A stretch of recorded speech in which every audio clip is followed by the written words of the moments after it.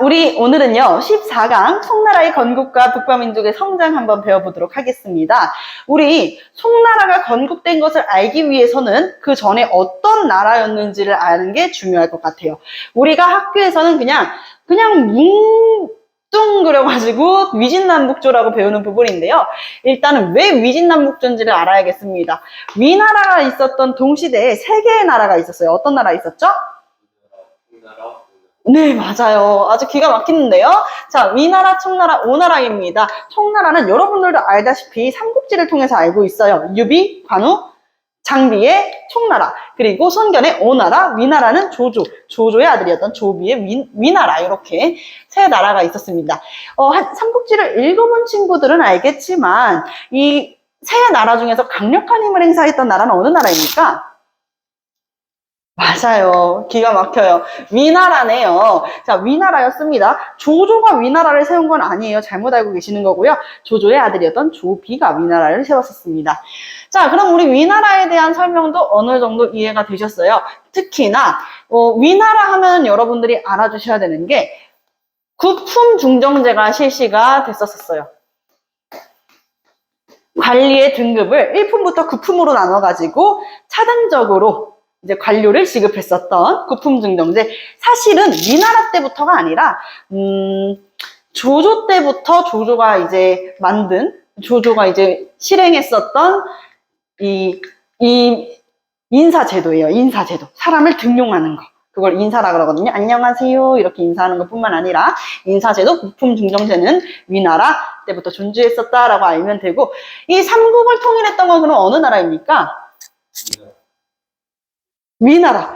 많은 친구들이 이렇게 얘기를 해요. 위나라가 강력한 힘을 행사했었기 때문에 위나라가 거진 이제 큰 힘을 행사할 수 있게 되니까 위나라가 정복하지 않았을까? 바로 사마시의 진나라였어요. 근데 우리가 이 진나라를 진시황제의 진나라처럼 헷갈리게 그저 진나라라고 부르진 않는단 말이야. 우리가 이 나라 서진이라고 부릅니다. 왜 서진이냐면 사마염에 성이 사마고 이름이 염이야. 사마염에 진나라가 생기고 나서 북쪽에서 쳐들어오는 5쪽의 오랑캐가 있었으니 그 족이 뭘까? 여기 나와 있을 텐데 나와 있지 않네요. 죄송합니다. 선비족이라던가 여러분들 흉노 들어봤죠? 진나라 한나라 때 굉장히 두려워했었던 강력한 북방의 유목민족 흉노제국. 흉노족에서 이제 분파된 선비족이라든지 아니면 말갈족, 거란족, 저족, 갈족 등 다양한 부족들이 유목민족들이 쳐들어오기 시작한 거야. 그래서 이것을 우리가 5개의 오랑캐들이, 오랑캐 호자예요. 5쪽의 오랑캐들이 쳐들어왔다. 그래서 16개의 나라를 만들었다 해서 5호 16국식이라고 합니다. 진나라 때 이렇게 5쪽의 오랑캐가 쳐들어와서 16개의 나라를 세웠구나. 굉장히 혼란했던 시기예요. 그쵸? 굉장히 혼란했던 시기. 그러면서 이 5호 16국 시기에 진나라는 한족의 나라잖아. 지금 중국인의 나라잖아요. 그러니까 요 나라는 이 침입을 피해가지고 남쪽으로 수도를 옮깁니다. 그래서 남조라고 불리게 돼요. 남조. 그리고 반대로 이 5호 16국은 북조라고 해서 5쪽의 오랑캐들이 세운 나라 북조라고 부르는데, 이 북조에서도 여러 나라가 있어요. 특히 큼지막한 5나라가 있었는데 이 5나라를 통합하는 강력한 힘을 행사하는 나라가 있었으니 그 나라가 바로 선비족의 북위였습니다. 그래서 북위 하면 딱 기억나는 사람 누가 있어? 위! 효문제. 탁발갱 효문제의 북위였습니다. 북위. 기억나세요? 네, 얼추 기억이 나는 것 같아요. 이 사람은, 자, 농경민족이야, 유목민족이야?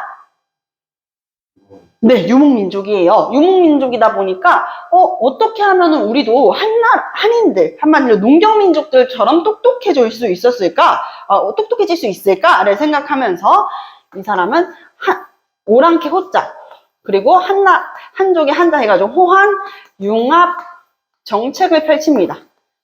그래서 호족 세력들, 그리고 한족의 이 오랑캐들과 유목민족들과 농경민족의 문화를 합치려고 노력했던 사람이었어요. 그리고 나서 이 북이도 나중 가가지고는 분열이 돼요. 북제와 북이로 분열이 됩니다. 북제와 북이로 분열이 돼요. 이 당시에 북주죠. 북주로 분열이 돼요. 이 당시에 강력한 힘을 행사했었던 나라는 북주였습니다. 특히 북주에 양견이라는 사람이 이 5호 16국의 혼란기를 정리하게 됩니다. 남조는요, 여러 번의 나라로 바뀌어요. 여러분들도 알다시피 무령왕릉의 무덤 양식이 이 나라로부터 가지고 왔다고 하죠. 양나라입니다. 양나라. 원래 우리나라는 돌이 너무 많아. 중국은 뭐가 많을까? 모래가 많아. 일본은 나무가 많아. 그래서 선생님이 너네들 나루토 아니? 이렇게 얘기하면서 우리나라는 바위 마을이고 중국은 모래 마을이고 일본은 나뭇잎 마을이다 뭐 이런 식으로 이야기했었던 적이 있었는데 못 알아듣는 친구들이 많더라고. 그때부터 설명 안 해. 자, 어쨌든 이 양나라 중국에서는 모래가 많으니까 검은 충무를 지을 때 이 모래랑 섞어가지고 벽돌을 구웠단 말이야. 그래서 벽돌 양식의 건축물들이 많아서 축조물들이.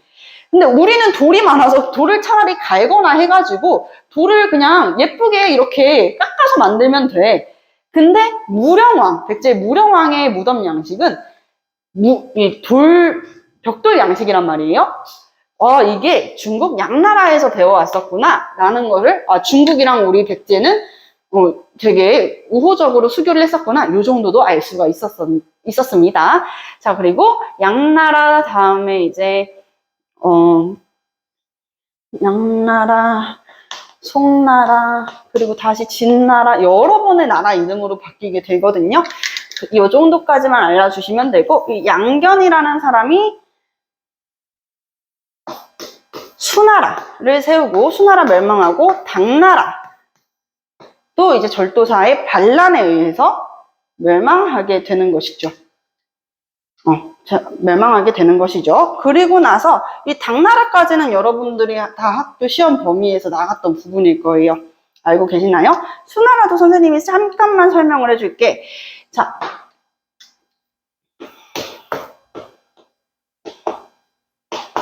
수나라 같은 경우에는 양견이 수문제였어요. 수문제. 그리고 우리가 알고 있는 대운하를 만드는 왕이 수양제였었지. 이때 당시에 우리 태연이는 이 그림을 처음 볼 거야. 선생님의 역사 특강을 들었던 친구들은 이것만 봐도 어느 강인 줄 알거든. 태연이도 외워줘야 돼. 우리 4대 문명이었던 중국 문명이 어느 강에서 형성이 됐었지? 어느 강을 중심적으로 중국 문명이 형성됐었지?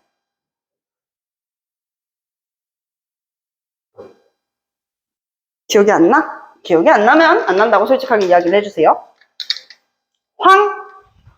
그렇지, 황허강. 여기가 황허강이고요. 바로 여기가 황허강 남쪽에 있는 강이 양쯔강이라고 불리는 창장강입니다.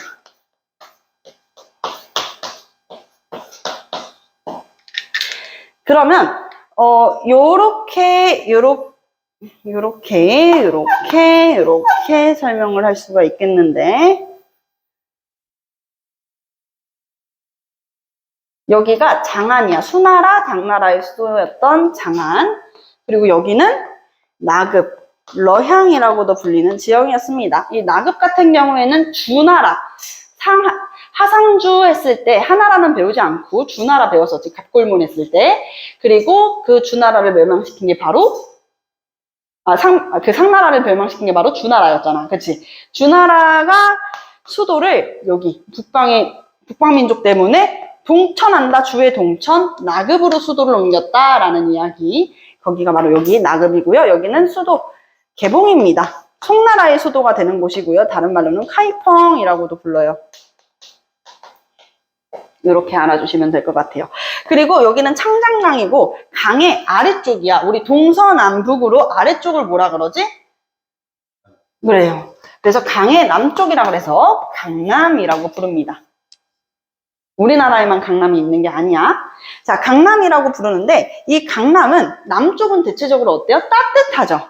그렇죠? 남부 유역은 따뜻하니까 뭐 하기가 좋을까? 농사 짓기가 좋아요. 아주 똑똑하구나, 태연이. 맞아요. 농사 짓기가 아주 용이했어요. 그러다 보니 여기는 하나의 곡창지대로 불려집니다.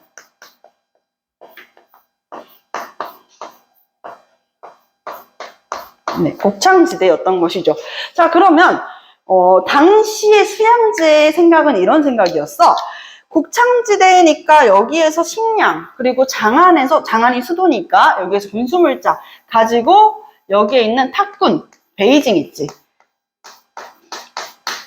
베이징으로 가는 인위적인 수로를 만들어서 베이징으로 물자를 계속 보급을 하는 거야. 그 다음에 어디를 쳐들어가자? 고구려를 쳐들어가자. 그게 바로 수나라 때 우리나라 고구려랑 전쟁했었던 살수대첩이었어요. 살수대첩은 누가 이겼었지?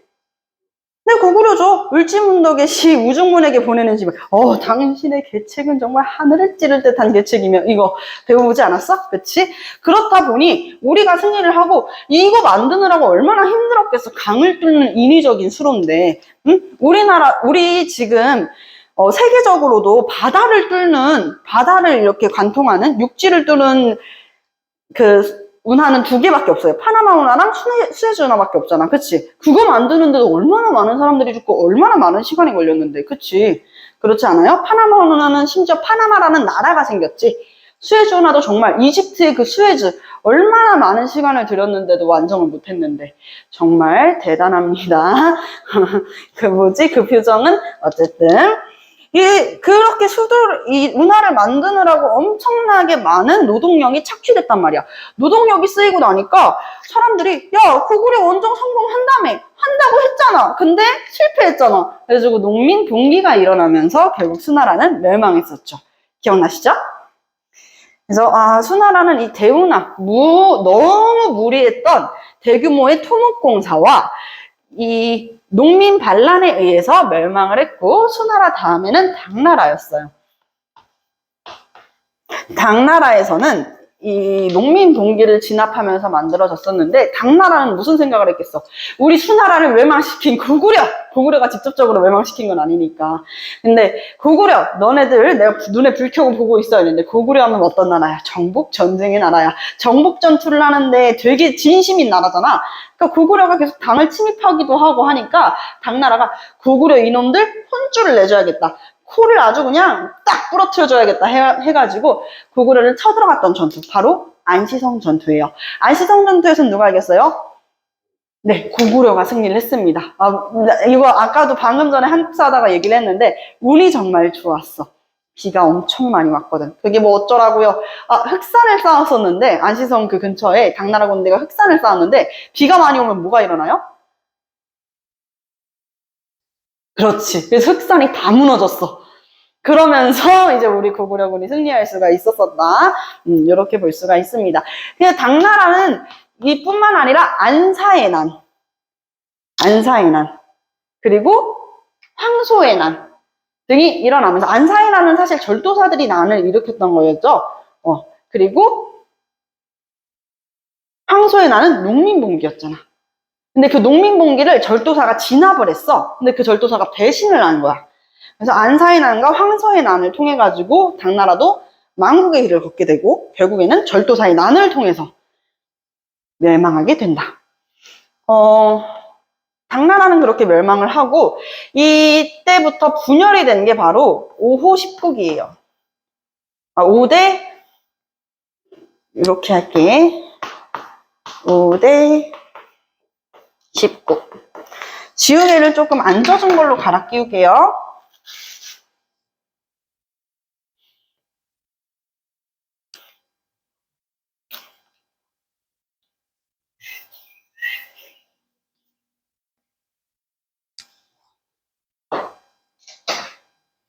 네, 이제부터 5대 10국이 형성이 되고 5대 10국 916년 5대 10국 시기에 발해를 멸망시켰던 거란족 있죠. 발해를 멸망시킨 거란이 나라를 세웁니다. 무슨 나라를 세웠을까? 네, 그렇죠. 요 나라. 거란의 3차 침입 기억나지 않아? 고려사 하면은 1차 침입은 서희의 외교 담판, 2차 침입은 강조의 난때, 목종 폐위시켜가지고 양규의 활약이 있었고, 그리고 3차 침입에는 우리나라 3대 대첩 안에 들어갑니다. 아까 첫째 대첩은 했죠. 살수대첩. 두 번째는 강감찬의, 거기 안 나와 있어. 강감찬의 귀주대첩. 자, 마지막은 한산도 대첩입니다. 그 귀주대첩이 바로 거란의 3차 침입, 고려 3차 침입 때 일어났었는데요. 이 거란이 요라고 하는 나라를 만들어요. 선생님이 여기 위에 살짝 빈 공간을 만들었는데, 이걸 조금 더 올려서 빈 공간에다가 써보도록 할게요. 여러분들이 꼭 기억을 해주셔야 되는 부분. 거란은 무슨 나라였다? 요 나라였고, 여진은 금나라였고, 몽골은 원나라가 된다. 요거는 오늘 다 알고 넘어가셔야 돼요. 아시겠죠? 어렵지 않은 내용이죠. 자, 이제부터는 선생님이 거란이라고 안 할 거예요. 요금원이라고 할 거예요. 알아서 이해를 해주세요. 자, 요 나라가 만들어집니다. 거란족의 나라, 요 나라가 만들어지고, 이 5대 10국을 종결짓는 사람이 나타나니, 그게 바로 당나라 말기에 절도사 출신이었었던 조광윤이라는 사람이에요. 누구?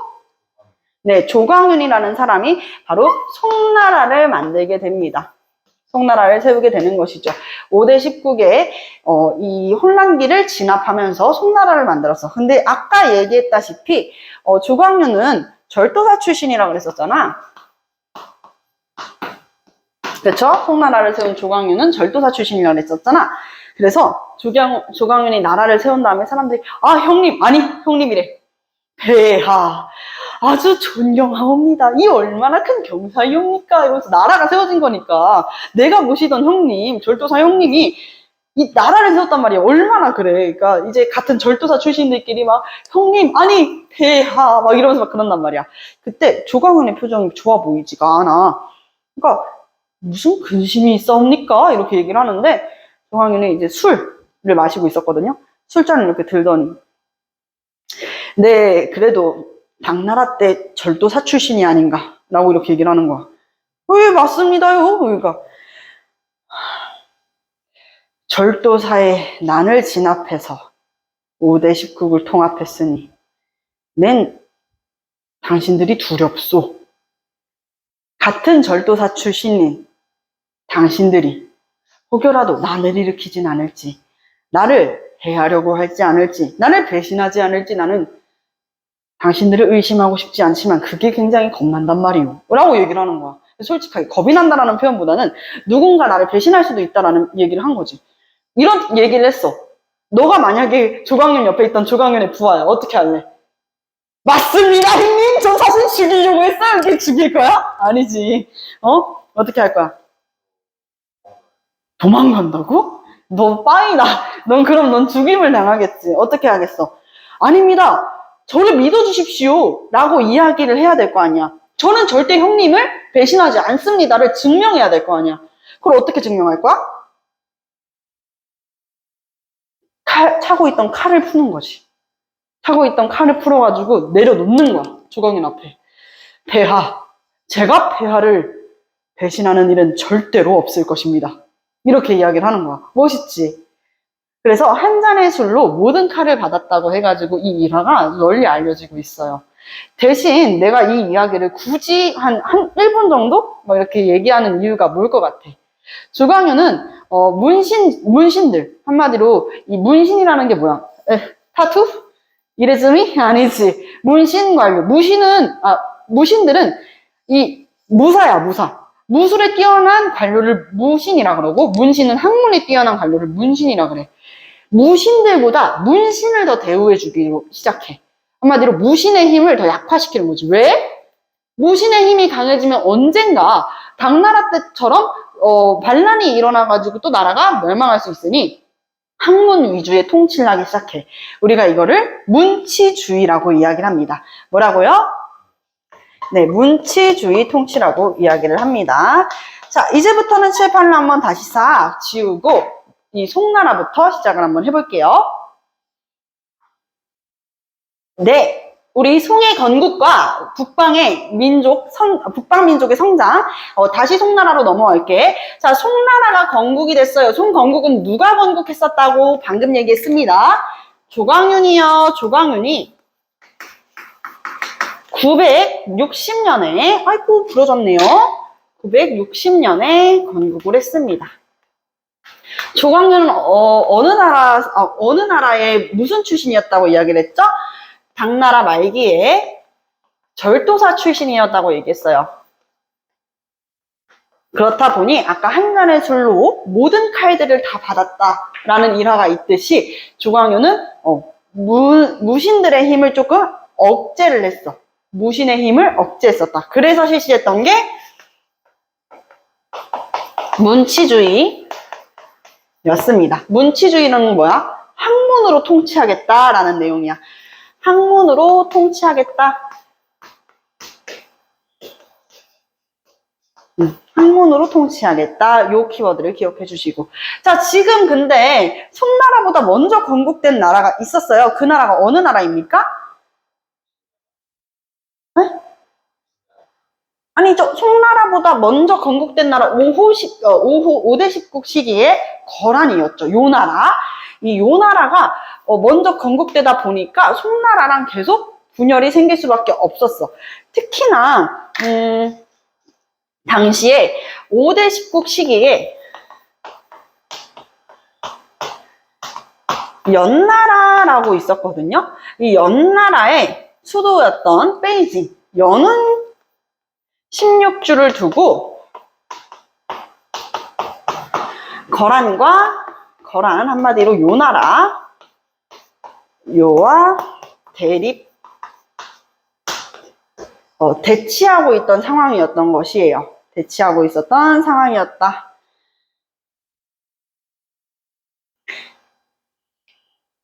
근데 지금 문치주의로 문신 관료들을 위주로 통치를 했다 그랬잖아. 한마디로 무신이 억제됐어. 무신을 억제하다 보니 나라에 무슨 일이 생겼어? 그렇지. 국방력이 약해졌단 말이에요.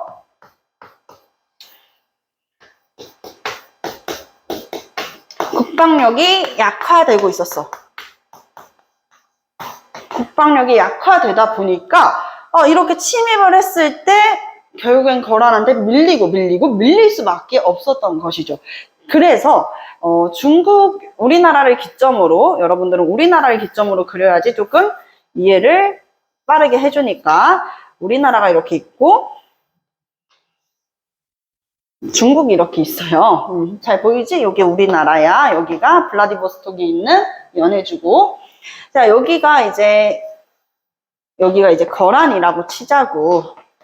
여기는 이제 여진족이 살고 있었고, 여기가 이제 송나라잖아. 송나라잖아. 그래서 거란이 점점 세력이 커지고 송나라는 여기 중국 영토에 있었는데 점점 대치되다 보니까 송나라 서쪽에는요, 서쪽에 하나라라고 하는 탕구투 서하라는 나라가 있었어요. 탕구투라는 건 게르만족의 분파예요. 그래서 탕구투 서하가 있는데, 아니 거란도 세, 서하, 탕구투도 세 하다 보니까 송나라가 이리 치이고 저리 치이게 되는 상황이었던 거지. 그래서 송나라 나름대로 생각을 하게 돼. 얘네들을 이길 수는 없고 그렇다고 나라가 멸망될 수도 없으니 어떻게 하자? 공납을 바치자 라고 되었던 것이에요. 그래서 서하, 요 나라에 공납을 바쳤다.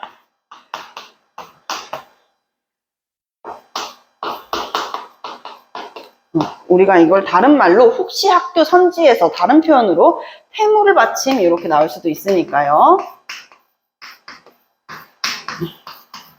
은이나 비단, 도자기와 같은 폐물을 바쳤었습니다.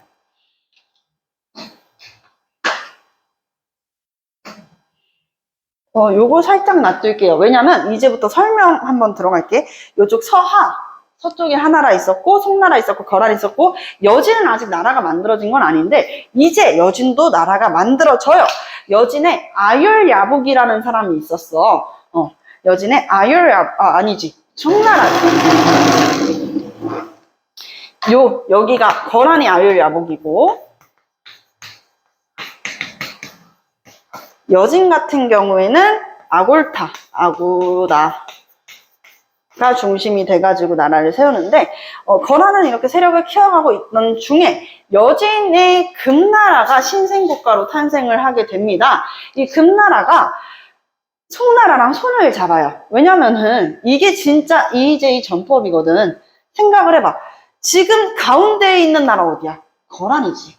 그러니 둘이 손을 맞잡고 거란을 치면은, 양 옆에서 치면은 어쩔 수 도리가 없거든. 그치?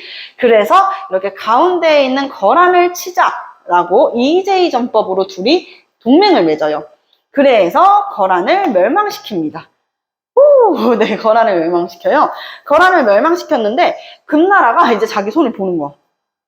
신생국가여서 자기네 나라가 얼만큼 셌는지 몰랐단 말이야. 근데 여진이 보니까 나 꽤 센 걸지도?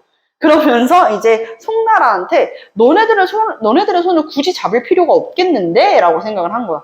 그래서 송나라도 공격을 하게 되면서 결국 이 여진은 송나라의 공격에 의해 가지고 조금 더 남쪽으로 밀려나게 돼요. 아까 얘기했던 황허강과 창장강이 있으면은 이 창장강 이남 지역, 송나라는 선생님이 그림을 그렸을 때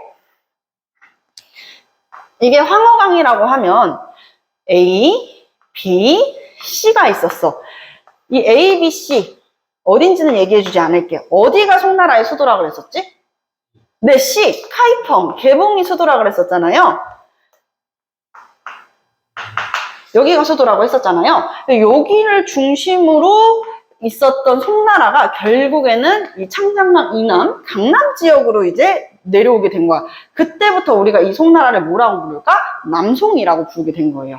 아, 여진이랑 송나라랑 손을 맞잡았다 그래가지고 되게 사랑하는 관계가 될 줄 알았는데 실제로 그렇게 되진 못했었구나 라는 거 이해해 볼 수가 있고, 여진이 이제 송나라를 건국하게 되면서 남송으로 밀려나게 됐다.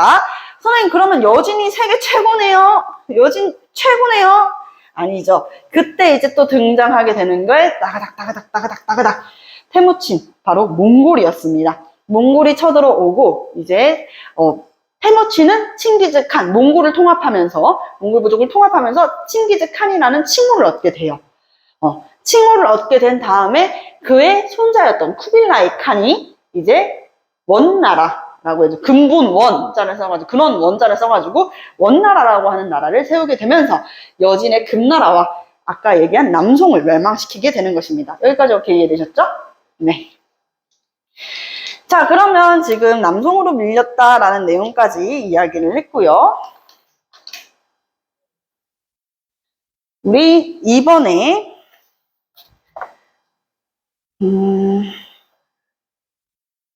2로 내려갈게요. 송의 경제와 문화 발전으로 넘어가 보도록 하겠습니다.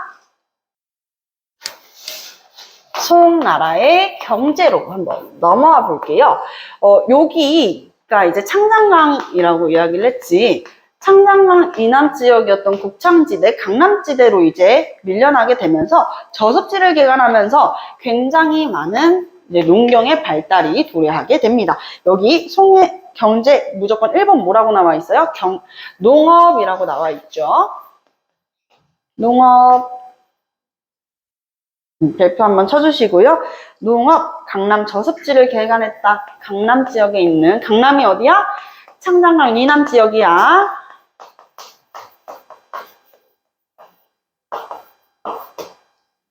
강남 지역 저습지를 개간했다. 개간하고, 그리고 이제 벼농사가 굉장히 잘 지어지는 곡창지대라고 말씀을 했죠. 여기에서는 먼저 우리 조선시대보다 먼저 모내기법이 널리 퍼집니다. 이양법이라고도 하는 모내기법은 무엇이냐면 모판에다가 이미 이 모종을 미리 심어 놓는 거야. 모종이 이제 자라면은 그 모판에서 자란 모종을 심는 거지. 이렇게 되면 모내기법의 엄청난 이점이 무엇이냐면 노동력이 절감돼. 노동력이 절감되고 심지어 빨라. 빠르다. 그래서 이전보다 더 많은 양의 곡식을 생산할 수가 있었다라는 이야기입니다. 뿐만 아니라 잡초를 뽑는 것에도 잡초가 막 여러 군데 나 있거나 하면은 뭐 하나 근처에 잡초가 이렇게 나와 있으면은 잡초 뽑다가 모를 뽑아버릴 수도 있잖아. 열심히 키운 내 모종. 그치? 근데 이제 잡초만 딱 뽑을 수 있게끔 일렬정대로 이렇게 짜자자작 되어 있는 거 모내기법이었습니다. 자, 요거 뿐만 아니라 농업으로 상품작물도 재배를 하기 시작해요. 상품작물 재배. 상품작물은 뭐가 있었을까요? 사탕수수나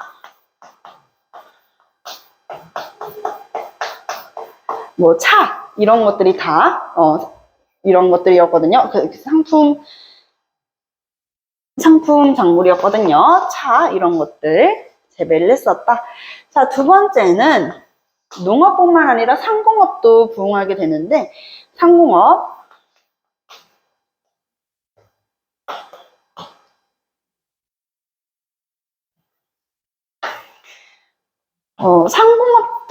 상공업자 조합이 있었어요. 근데 이 상공업자 조합은 사실 당나라 때부터 존재를 했었거든요. 이게 더 부흥하게 되고, 여기에서 꼭 기억을 해주셔야 되는 내용은 이제부터 화폐 사용이 본격화가 됩니다. 그래서 이때 있었던 화폐는 두 가지가 있어요. 네.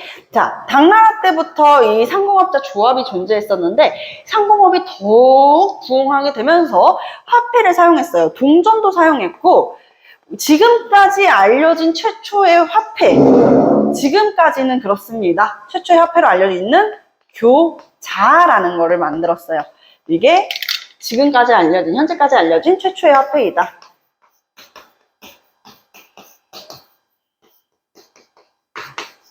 교자 등을 사용을 했었다. 이렇게 알 수가 있겠고, 이제 상공업, 한마디로 교역이 조금 많이 하게 되면서 세금을 많이 낼 거 아니에요? 세금? 그래서 세금을 많이 수취하게 됐어요. 세금을 많이 걷게 되면서 이 항구마다 세금을 관할하는 관청인 시박사라는 것을 설치합니다.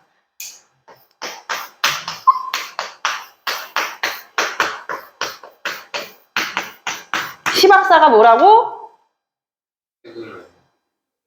네, 맞아요. 세금을 담당하는 관청을 시박사라고 하고 있습니다. 아주 대답을 잘 해주시네요. 좋아요. 자, 그리고 해상교역도 발전하게 되죠. 해상교역이 발전하면서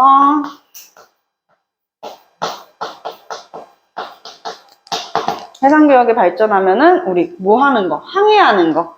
항해술.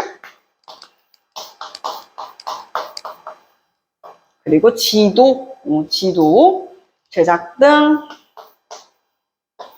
발전하게 된다. 여기까지입니다.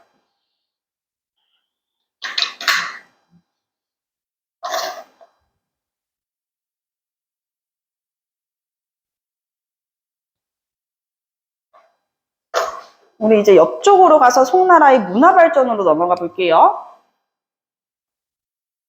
네, 송의 문화도 한번 보겠습니다. 송의 문화 하면은 꼭 빼놓을 수가 없는 내용이 나와요. 바로 남송 때 학문에 뛰어났던 사람이 있었는데 그 사람이 성리학이라는 것을 집변하거든요. 이거를 집대성하는데 그 사람의 이름이 바로 주희라는 사람이었습니다. 주희를 우리가 공자할 때 자자, 맹자할 때 자자, 노자, 순자, 장자, 이 자자가 뭘까요? 선생님 자자예요. 그래서 공선생님, 맹선생님 이렇게 부르는 거란 말이야. 주희도 마찬가지로 우리가 주선생님이라 그래서 주자라고 불렀습니다. 주희는 남송의 학자로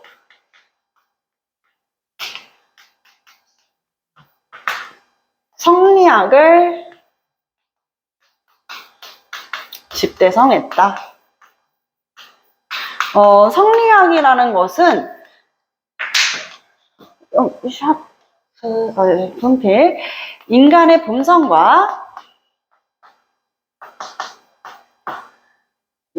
본성과 우주의 근본, 인간의 본성으로 우주의 근본을 이해할 수 있다라고 하는 성리학을 집대성해서 여기에서 우주의 근본, 근원 해서 요것을 근본 이치 그래서 요 이치에 이자를 내서 성리학이라고 불리게 되는 것이죠. 잠시만요. 네, 이해를 해볼 수가 있었습니다. 자, 그리고 이때 당시에 이 성리학이 두루 전파가 되면서 화이론이라는 게 뭘까? 일종의 중화사상이에요. 중국을 제외하고는 다 오랑캐다 라고 하는 중화사상이 널리 전파가 됩니다. 그래서 이 송나라의 통치 제도가 성리학으로 굳혀지게 되는 것입니다. 마지막 장으로 한번 넘겨볼게요. 마지막 장은 따로 판서 없이도 수업을 할 수 있습니다. 자, 서민문화의 발전 한번 볼게요. 서민문화의 발전을 보게 되면 경제성장과 서민층의 성장이 나와 있어요. 경제성장이 무엇을 통해 됐다고 그랬어요? 첫 번째 무역, 그리고 상업, 그리고 최초의 지폐였던 교자. 네, 교자를 통해 가지고 경제 발전이 이룩하게 되면서 이뿐만 아니라 소설과 수필 그리고 서민 공연 등이 성행했었다. 만담과 같은 거 우리 막 이렇게 막 얘기를 하는 거죠. 뭐라는 거야? 이렇게 막 얘기하면서 막 뭔가 선생님이 앞에서 열심히 떠들고 이야기를 하고 그런 것들이 이제 서민 문화에서 유행을 하기 시작합니다. 자, 그리고 과학기술은요. 화약, 나침판, 활판, 인쇄술이 있어요. 선생님, 중국 3대 발명품은요. 화약, 나침판, 종이 아닌가요? 이렇게 얘기하는 친구들이 있겠지? 근데 종이는요. 여러분들 알잖아요. 누가 만들었어? 제지수를 발명한 사람은 채륜이라는 사람이어서 채륜은 어느 시기 사람인데 후한 때 사람이에요. 후한 때 한나라에 화제라고 하는 왕이 있었을 때 시기에 있었던 신하였어요. 한화제 시기에 채륜이 있었다. 그 채륜이 여러 방법으로 그러니까 선대들이 남겨놓은 방법들을 이제 추려가지고 종이를 만드는 방법을 알아낸 거야. 나무 뿌리라든지 아니면 풀잎이라든지 이런 걸 통해 가지고 어떻게 헌천 같은 것도 못 쓰는 천 같은 걸로 이제 종이를 어떻게 만들 수 있을지 제지수를 발명한 사람은 채륜이었다. 한나라 때기 때문에 땡 아니다. 지금 송나라 때 활판 인쇄술이 보급이 되면서 이게 이제 유럽으로 전파가 돼서 구텐베르크가 활판 인쇄술까지 금속 활자도 만들게 되는 것이에요. 아시겠죠? 아, 구텐베르크보다 조금 더 빨랐구나. 그럼 뭘 할 수 있어? 당시 동서교역의 이점이 되는 곳이었다. 라는 거 알 수 있겠죠. 유럽까지 전파가 됐다는 거잖아. 그리고 우리가 지난 1학기 때 십자군 전쟁을 배웠어요. 십자군과 이슬람의 전쟁이었지. 근데 이슬람 제국이 거진 승리를 했어요. 왜? 이슬람은 무엇을 썼었어? 화약. 이슬람은 화약을 썼었어. 중국으로부터 들여온 화약을 쓸 줄 알았었단 말이야. 그게 십자군한테 엄청난 쇼크였었다고. 엄청나게 놀라웠었다고. 그래서 교황의 권위가 추락되기도 했었다라는 이야기도 지난 시간에 했었습니다. 자, 밑에 있는 문자 한번 풀어보도록 할게요.